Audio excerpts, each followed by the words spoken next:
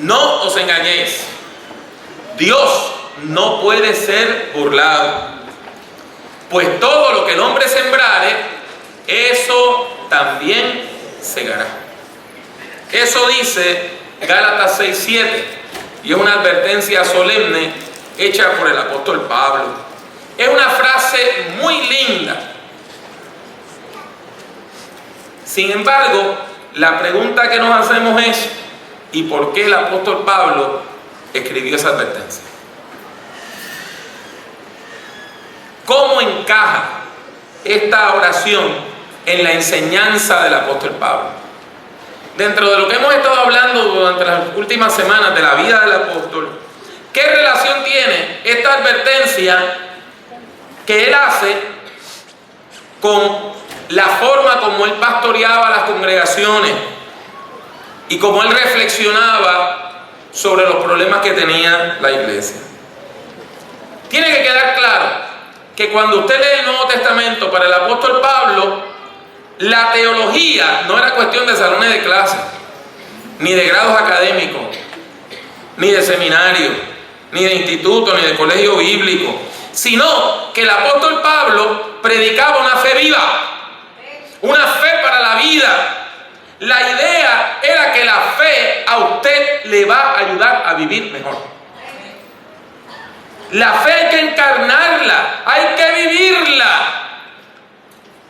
La teología no se escribe para los libros, se escribe para ser vivida día a día. Si usted recuerda hace 2 semanas cuando hablábamos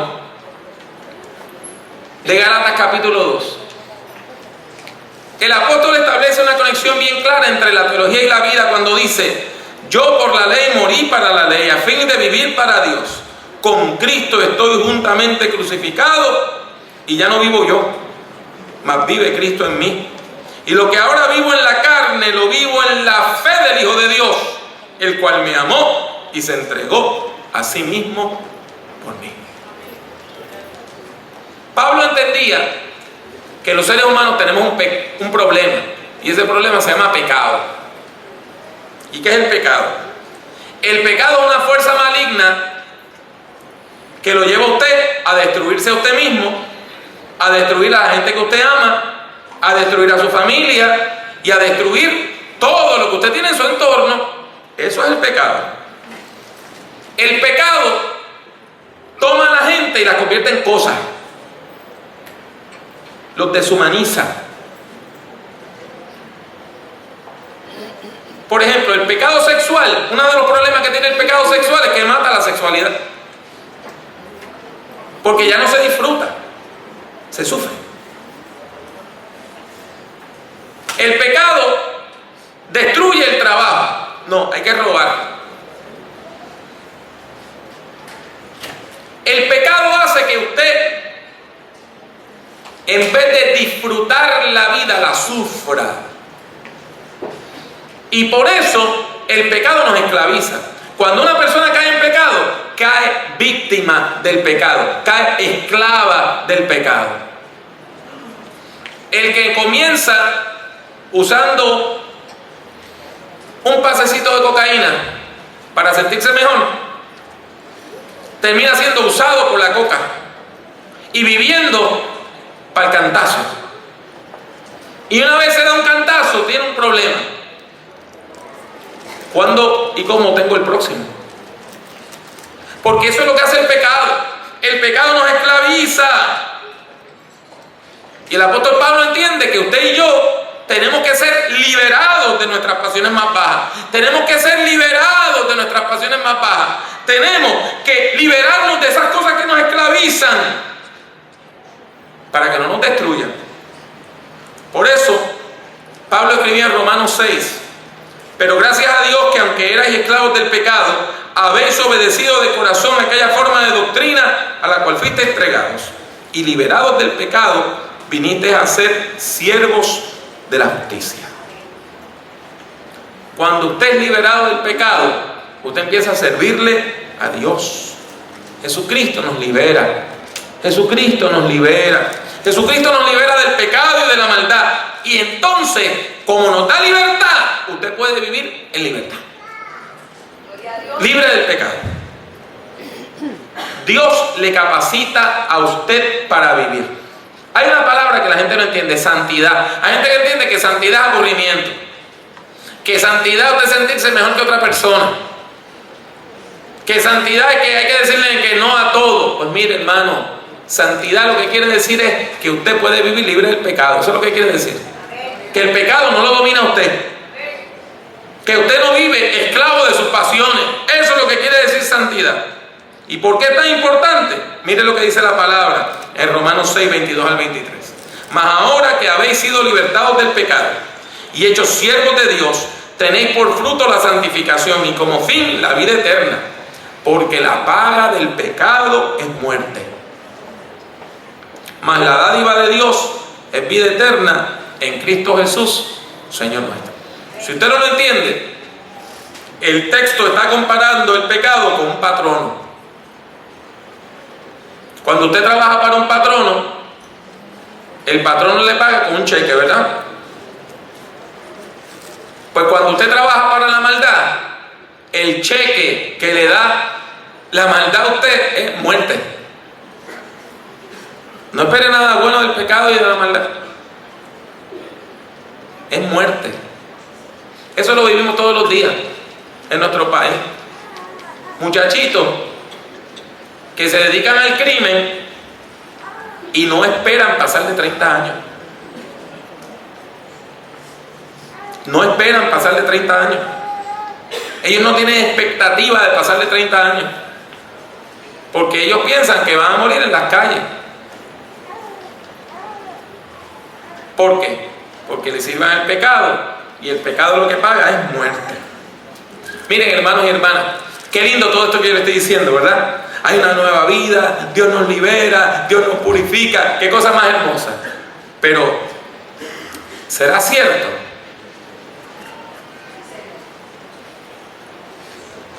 Lo que yo le acabo de decir raya en la poesía. Y son cosas inspiradoras, que uno viene a la iglesia y sale lleno, y cuando vuelve a la vida diaria como que todo se le olvidó. Y nos preguntamos, ¿es esto cierto? Déjeme decirle que la sociedad le dice que no es cierto. Hay gente que piensa que la religión es una mera fantasía, que usted está aquí vendiendo sueños, vendiendo fantasías, y que la gente va a la iglesia nada más para que le hablen bonito. Pero la iglesia tiene una función más profunda. Todos los seres humanos, en algún momento de la vida, tenemos necesidad de volver a empezar. Todos nosotros tenemos necesidad de volver a empezar. Todos. Cuando usted es víctima del pecado, el pecado lo deja a usted destruido, hecho pedacitos. Y usted necesita a alguien que le restaure, alguien que le dé la mano, alguien que le dé esperanza. Todo, en nuestra propia vida, en nuestra familia, en nuestro propio cuerpo, hemos tenido esa necesidad de esperanza.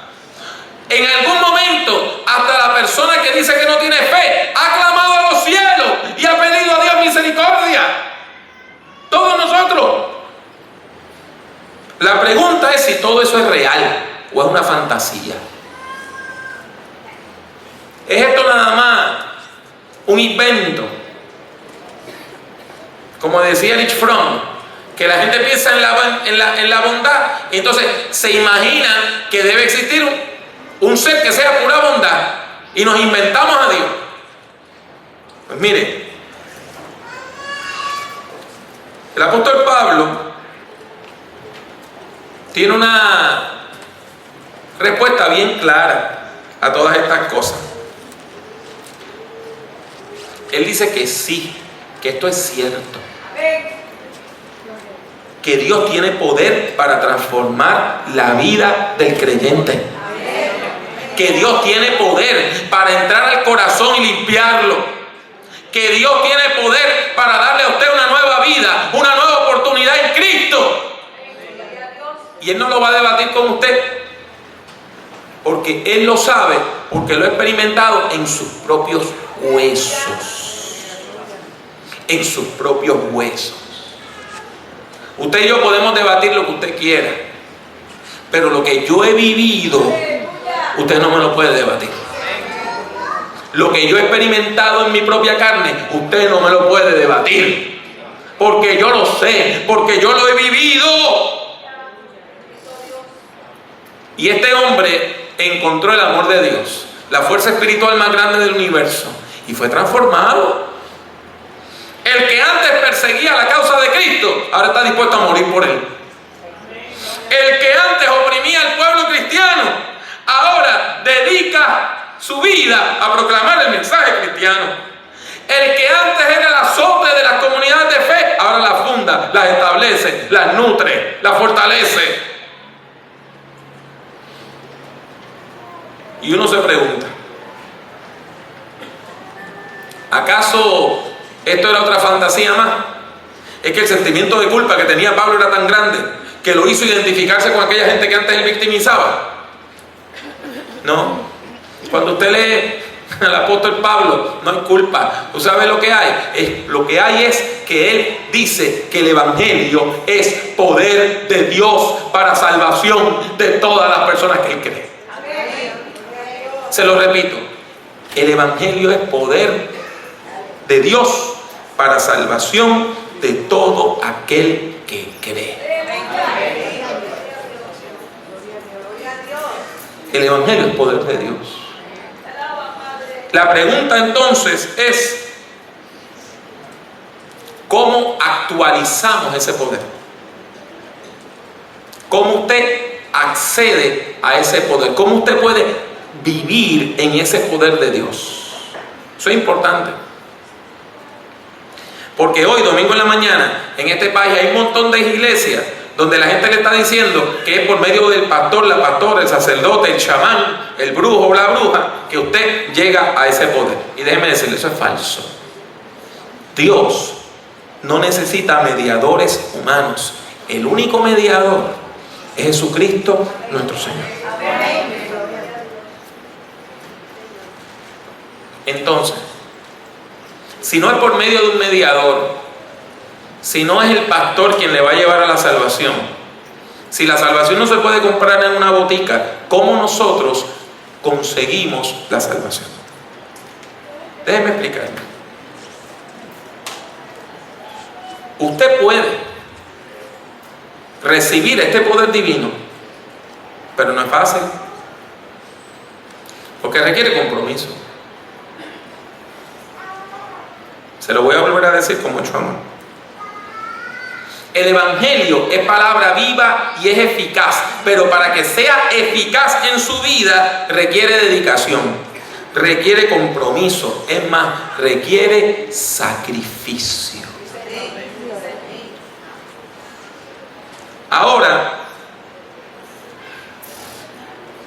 yo podría seguirles hablando sencillito, pero usted no va a entender la profundidad del pensamiento de Pablo. Así que yo le voy a pedir que usted esté bien atento, bien atenta a lo que le voy a decir en los próximos minutos, que es un poquito difícil, pero le va a ser de bendición. Cuando uno estudia la teología del apóstol Pablo, se habla de que Pablo habla en indicativo e imperativo. Entramos al campo de la gramática. Y yo sé que domingo en la mañana no es el mejor día para hablar de gramática, ¿verdad? Pero mire, déjenme explicarle qué quiere decir eso. En la gramática, en las reglas de cómo uno habla y cómo uno escribe, hay unas cosas que se llaman los modos. Y usted puede hablar en modo indicativo o en modo imperativo. Se lo voy a decir bien sencillito. Modo imperativo es cuando usted dice, esto es así, cuando usted afirma algo.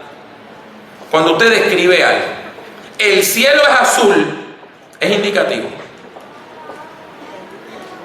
Usted está describiendo, afirmando algo que es cierto. Imperativo es cuando usted da una orden o un mandato. Cuando usted manda a alguien a hacer algo, usted le está hablando en modo imperativo. Ponte de pie. Es imperativo. Porque es una orden. ¿Cómo aplicar aplica todo esto a la fe? Pablo enseña que lo que usted dice en indicativo, tiene que hacerlo en imperativo. Déjeme volvérselo a decir. Pablo lo que enseña es que todas esas promesas que están en la Biblia, usted tiene que luchar por ellas. Usted tiene que apropiarse de ellas. Usted tiene que con sangre, sudor y lágrimas buscarlas. Y cuando usted las busca, las encuentra. Eso es lo que Pablo nos enseña. Mire, Dios tiene la salvación para usted, usted tiene que hacer la suya. Usted tiene que apropiarse de esa salvación.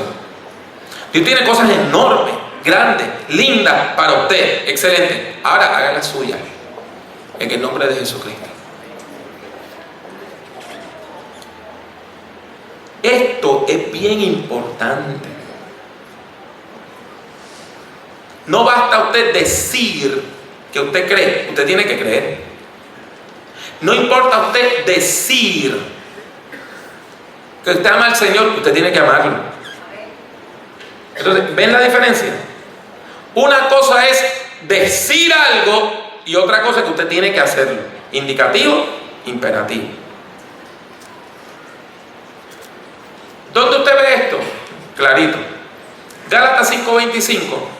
El apóstol Pablo no puede hablar más claro. Dice, si vivimos en el Espíritu, andemos también en el Espíritu.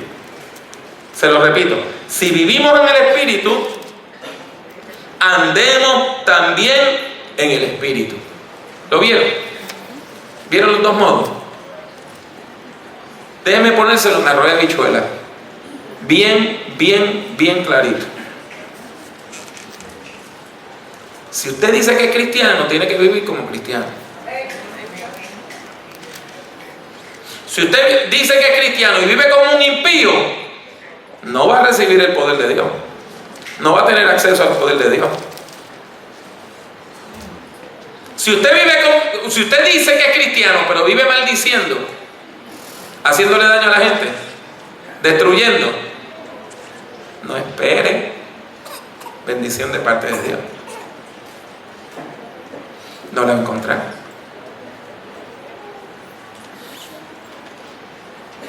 Mire, esto es un principio básico de toda la vida. Usted nunca se ha encontrado gente que dicen y hablan cosas y nunca las hacen. Usted lo conoce. Sale una persona y dice, no, yo quiero ser maestro de inglés. Ah, qué bien. Excelente. Buenísimo. Usted le pregunta, ¿estás estudiando? Sí. ¿Qué estás tomando? ¿Un curso de plomería? Entonces usted ve que la palabra va por un lado y la acción va por el otro. Hablan bonito, pero no hacen. Pues mire, esto es bien sencillo. ¿Usted quiere recibir las promesas de Dios? Fenómeno. ¿Usted quiere vivir lleno del Espíritu? Viva como una persona que está llena del Espíritu Santo. Usted dice que es cristiano, ore, lea la Biblia. Usted dice que es cristiano, excelente, mantenga una vida en santidad, bendiga a los demás. Usted dice que es cristiano, congréguese, venga a la iglesia, participe de los distintos eventos, venga a la escuela bíblica dominical, escuche la palabra, testifique a otras personas.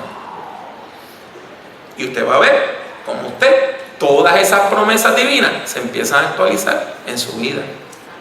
Ahora, si usted dice que es cristiano y sale de aquí a pelear, a maldecir, a beber, a meterse a la droga, y usted me va a decir, ¿y eso pasa? Mire, hermano, que sí pasa. Un pastor amigo, no le voy a decir dónde, no fue en Puerto Rico, pero no le voy a decir dónde, tenía un muchacho de su iglesia que quería ser evangelista. Y el pastor le dice, tienes que estudiar. Y el muchacho le dijo que él no quería estudiar, porque lo que quería era predicar. Y él dice, pero tienes que estudiar la palabra. No, él quería el show religioso. Pararse, cantar, predicar, y que la gente lo adulara. No quería orar, no quería estudiar la palabra, no quería sudar. No. Él quería el frosting. Nada más. El muchacho empezó a usar cocaína. Evangelista. Y se daba un pase antes de ir a predicar a la campaña. Y predicaba arrebatado, brincando y saltando y dando vueltas y tumbos. Y la gente eran locas con él y confundían la euforia de la cocaína con el Espíritu de Dios. Pues mire, el muchacho terminó de ambulante pidiendo moneditas en los semáforos. Con esto lo que le quiero decir es que esto del evangelio es serio. ¿Usted me entiende? Usted dice que es cristiano, excelente, viva como cristiano. Con nuestra boca confesamos renovación y nueva vida. Con nuestra conducta tenemos que hacerlo también. Porque si no, no podemos recibir el poder de Dios. Vamos a volver ahora a la frase inicial. En los tiempos de Pablo, como en los tiempos nuestros, había muchos charlatanes religiosos, ¿saben? Los había, como los hay hoy. Gente que viven del bobo y el bobo vive de su trabajo. Así piensan ellos. Y ellos viven sacándole el dinero a la gente, como dicen en la República Dominicana, porque ellos están buscando los cuartos mansitos. ¿Ves? El dinero mansito, ese que no hay que pelear. ¿Qué dice el apóstol Pablo sobre el que dice pero no hace? Bien sencillo. ¿Qué ocurre con los líderes religiosos que usan la fe para explotar, para robar y para abusar? El apóstol dice: no os engañéis. Dios no puede ser burlado. Lo que el hombre sembrare, eso también segará. Usted me puede engañar a mí. Usted puede engañar al otro. Quizás yo pueda engañar a alguien, pero nadie puede engañar a Dios. El texto dice: porque el que siembra para su carne, de la carne segará corrupción, mas el que siembra para el Espíritu, del Espíritu segará vida eterna. No nos cansemos pues de hacer bien, porque a su tiempo segaremos si no desmayamos. Esto está bien clarito, mis hermanos. La prueba de si una persona es un buen cocinero, una buena cocinera, está en el guiso. La prueba de que una persona es cristiana está en su práctica de la fe.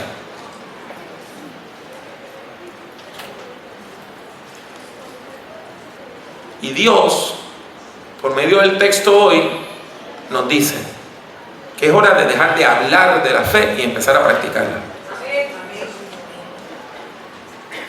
Es hora de dejarnos nada más de decir cosas bonitas de Dios para volver a una vida de pecado. En el nombre de Jesús y por su gracia, hoy Dios nos llama a un discipulado radical, donde yo voy a vivir como cristiano, a comprometerme con el Señor. Y una vez usted se compromete con el Señor, usted ve como las puertas de los cielos se abren y Dios derrama bendición hasta que sobre, hasta que abunde.